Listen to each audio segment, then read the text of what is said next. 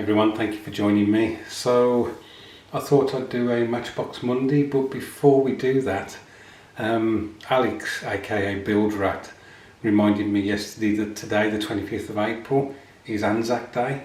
So basically on 25th of April 1916, New Zealand and Australian troops landed on the beaches of Gallipoli, and since then the day has been commemorated by those two nations for the remembrance of those who have fallen during wars. So I thought I would raise a glass, as I said I would to Alex, in memory of those from those countries who have fallen.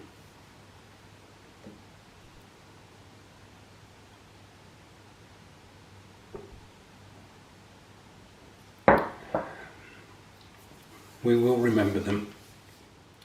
Okay guys, so it's Monday and I have opportunity to do a Matchbox Monday with a brand new kit that I got recently from eBay.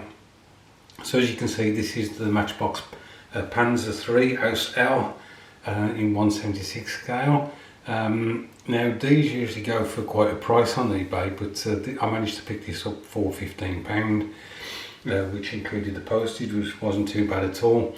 So I'm really happy to have this kit in my collection. I've just noticed today as well, there's another one on there for £15, so yours truly may have to nab that one as well. I think this is one of the early boxes. It isn't the window that you have on the back of the box. I think it may just be after that type of box. John Parker will be able to tell me exactly whether this was the first box or the second box or third or so on. So let's have a look at the reverse. So there we go. As you can see, we can either do this as a Panzer from the 15th Panzer Division Western Desert, and it says here that you can do it as a 10th Panzer Division Western Europe 1942. I don't quite understand that. I thought that basically most of Europe had been dominated, and you know, if it's 42, then this would be Eastern Europe, Russia. But perhaps that's me not knowing stuff. So not sure which one I will do. As you know, I prefer to do my vehicles in the Panzer Grey, but recently I have been doing a few vehicles in the Desert Yellow. Most recently the Panzer IV House D. So I may do this in the yellow to go alongside that, although obviously the Panzer IV was 1/72nd and this is 1/76. Let's have a look at the sprue and we'll find out what PK number this is. So this kit was still bagged, which was a nice surprise, and we've got two colours. We've got this dark green sprue and we've got the brown sprue. So this one's got the whole top, the whole deck, glacis plate. We've got the stowage bin there, we've got the turret. I'll try and bring it in a bit closer so perhaps it'll pick up some of the detail, though you got the glare from the light. There's the main gun, which I think was a long 50mm. And we've got the PK number there. I'll just try and see if I can see it through the lens. No, I can't. It is PK 74. So as I say, this is a kit that I didn't previously have in my collection, so I'm really happy to have this. It will be built, but as I just mentioned, I might try and nab another one off eBay. So that's the first sprue.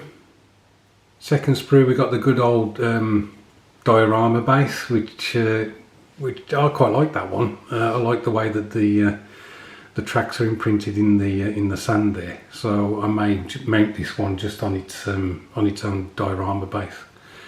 We've got the road wheels down here, the drive sprocket, and the idler sprocket, and the return rollers, and that's basically all that sprue is. Here we have the rubber band tracks, which I don't mind using at all.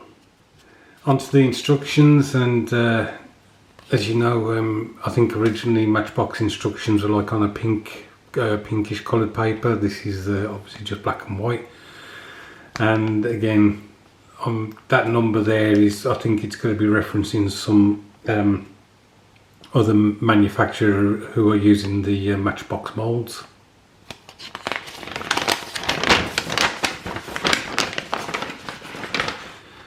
Not many steps to this kit at all. Looks quite a straightforward build, which is just my cup of tea at the moment.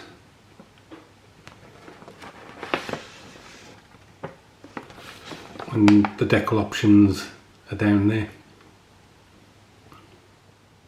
So interestingly, you've got 15th Panzer Division, which we saw on the box, but here they're showing that it's in two-tone colours. Not quite sure what they are. Obviously there's going to be sand, and the other one is, if I can see it, supposed to be an olive drab, sorry, a flat olive. But as you know, early desert vehicles were just the one overall colour. So whether this is later in the North African campaign, perhaps it's moved on to Tunisia or something. I'll have to have a look to see when the Panzer III L was introduced. That will give us some idea of what period the German vehicles in that theatre, what their colours were. And here's the one that's the 10th Panzer Division, which I'm assuming is Eastern Europe, not Western Europe. So there you go, guys. Quite a quick run through the sprues there and this particular kit. As I say, really happy to have this in the collection, and I'm really looking forward to putting this together. Thanks ever so much for watching. I hope your Monday's gone well. Look after yourselves, and I'll catch up with you soon.